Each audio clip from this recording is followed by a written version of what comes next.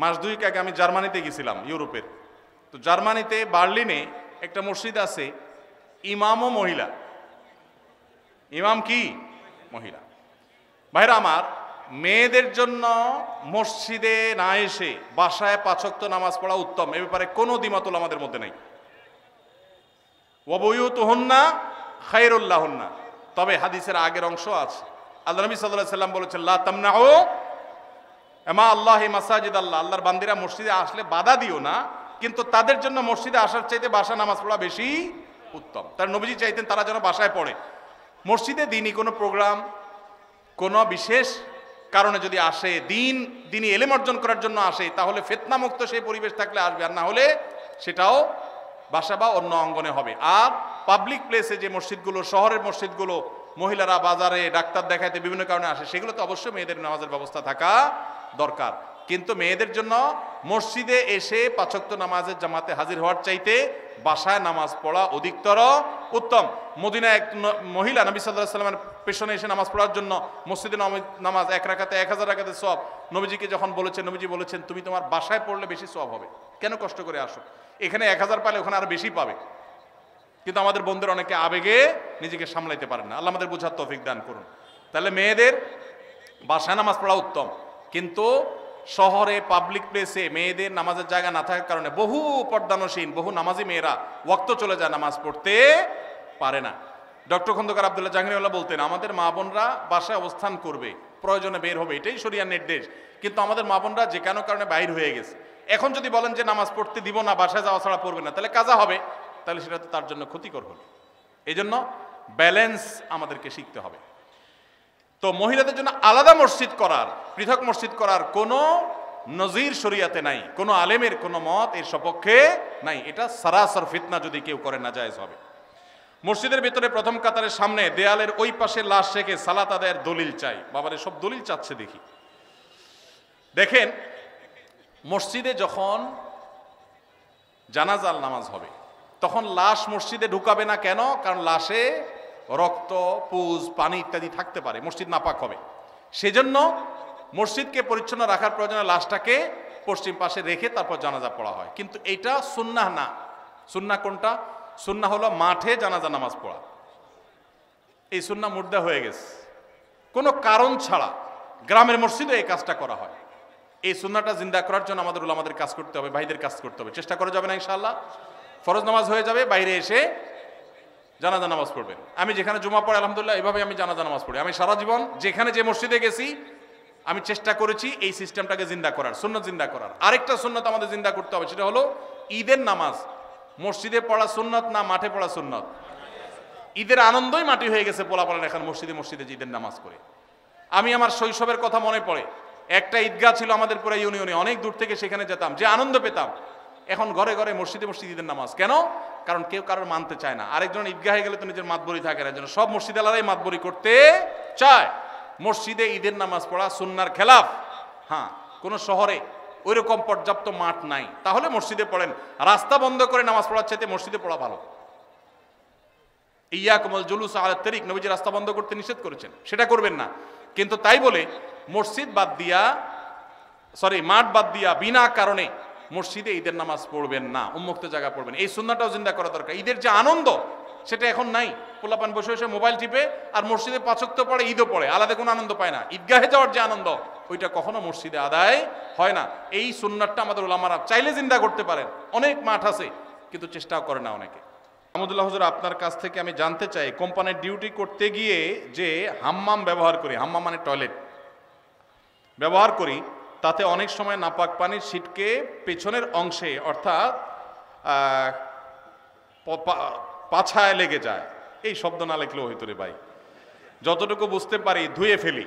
কিন্তু এই নাপাক পানি প্যান্ট বা শার্টে লাগার সম্ভাবনা 100 ভাগ। আমার এই পরিস্থিতিতে প্যান্ট ছাড়া নামাজ পড়ার কোনো উপায় নাই। তারপরও আমি এই অবস্থায় 5 ওয়াক্ত নামাজ পড়ি এবং আল্লাহর কাছে কান্নাকাটি করি। আমার নামাজ কবুল হবে কিনা? ভাইরা আমার, খুব দরকারি প্রশ্ন। আজকাল আমরা হাই কমোড ব্যবহার করছি অনেকেই, তাই না? হাই কমোডে বিশেষ করে এই সমস্যাটা হয় যে আপনি মলমূত্র ত্যাগ করেছেন, নিচ থেকে ছিটে এসে উপরে পড়েছে। বড় ছিটা যদি পড়ে তাহলে ওইটা আপনাকে পানি দিয়ে ধুইতে হবে। কিভাবে ধোবেন? ওই যে স্প্রে করছেন সেই স্প্রে পেছনের অংশে কোমরের অংশে আপনি স্প্রে করে ভালো করে ধোবেন, ব্যাস যথেষ্ট। আর যদি সামান্য ছোট ছোট ছিটা আসে, যেমন পেশাব করতে গেছেন, শুয়ের আগায় যে পরিমাণ পানি থাকে ওই পরিমাণ ছিটা পেশাবের আসছে, তাহলে তাতে ইনশাআল্লাহ নাপাক হবে না।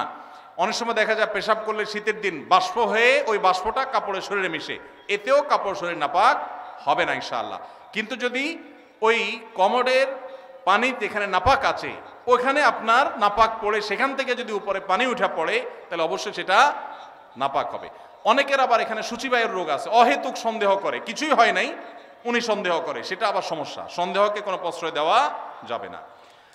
তো এ ভাইয়ের প্রশ্ন উত্তর হলো যে আপনি চেষ্টা করবেন ধুয়ে ফেলার, ধুয়ে ফেলছেন বাস, এরপর আল্লাহর উপর তাওয়াক্কুল করে নামাজ পড়বেন, অহেতুক সন্দেহ করবেন না। আমার একটা প্রশ্ন, কোনো ব্যক্তি এমন ঋণগ্রস্ত যা পরিশোধ করা কষ্টকর, এক্ষেত্রে ওই লোক ব্যাংক থেকে ঋণ নিয়ে ঋণ পরিশোধ করতে চাইলে সেটা পারবে কিনা জানতে পারলে ভালো হয়। যিনি ঋণগ্রস্ত তিনি ব্যাংক থেকে সুদি লোন নিয়ে যদি ঋণ পরিশোধ করতে যান তাহলে গাছের গোড়া কেটে আগায় পানি দেওয়া হবে, গোড়ায় কেটে আগে পানি দেওয়া হবে। ঋণ পরিশোধ ভালো কাজ, কিন্তু সুদি কারবার করা ভালো না খারাপ? সুদি কারবার করা কি ভালো কাজ না খারাপ কাজ? শুধু খারাপ কাজ, জঘন্য হারাম। এখন কত হলো আপনি কি করবেন?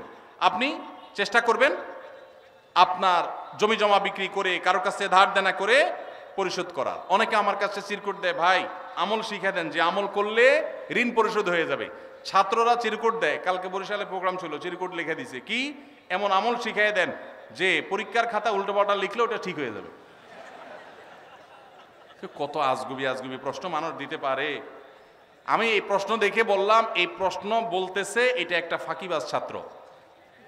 ভালো ছাত্র হলে সে পড়ালেখার চেষ্টা করবে, কলম পড়া, ওই ধানাই ফানাই করা, অমুক পিসাবের কাছে যাওয়া পরীক্ষার আগে, এগুলো সব ফাঁকিবাজ ছাত্রদের কাম।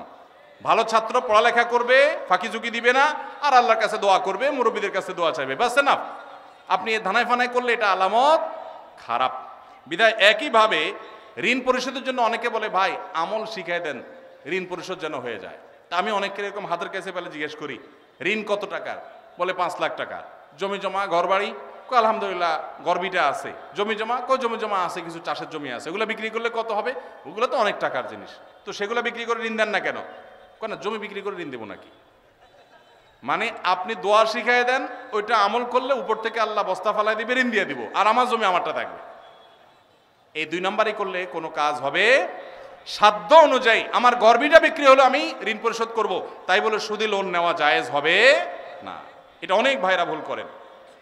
অনেক চাকরির ক্ষেত্রে দেখা যায়, যেমন ডিফেন্সের চাকরিতে নবী সাল্লাল্লাহু আলাইহি ওয়াসাল্লামের সুন্নাত দায়ী রাখার জন্য সিনিয়রের অনুমতি নিতে হয়, এবং চাকরির বয়স কম তাই অনুমতি দেয় না। এ বিষয়ে যৌক্তিকতা কি? দেখুন, ভারতে ডিফেন্সে আমরা দেখি শিখরা তাদের পাগড়ি পরে তারপরে সেখানে তারা ডিউটি করতে পারে।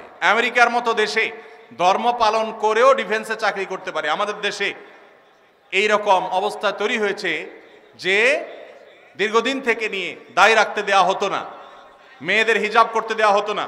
একবার বিমানে একজন বিমানবালা আমার কাছে একটা অনুরোধ করলেন যে ভাই মেহেরবানি করে আমরা যারা হিজাব করে ডিউটি পালন করতে চাই, যদিও বিমানবালার ডিউটি হিজাব করে পালন করেও শরীয়ত মতো পর্দা করা কঠিন, বাকি জেনারেলি অন্যান্য ক্ষেত্রেও মেয়েদের যেন পর্দার সাথে করতে পারেন তারা অনুরোধ করেছেন।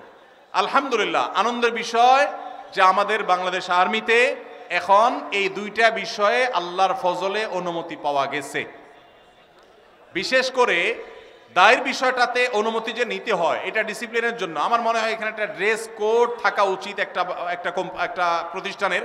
সেই হিসাবে ড্রেস কোড থাকবে, নর্মাল প্রসিডিউর থাকবে, কিন্তু অকারণে বয়স কম এই সমস্ত অজুহাতে যদি বাধা দেওয়া হয় তাহলে সেই সিস্টেমটা চেঞ্জ হওয়া উচিত। কারণ সাংবিধানিক অধিকার, যে কেউ তার ধর্ম পালন করতে পারে, সেই সুযোগ থাকা উচিত। আমি আশা করি যে সংশ্লিষ্ট মহল তারা এটা বিবেচনা করবেন বা দেখবেন।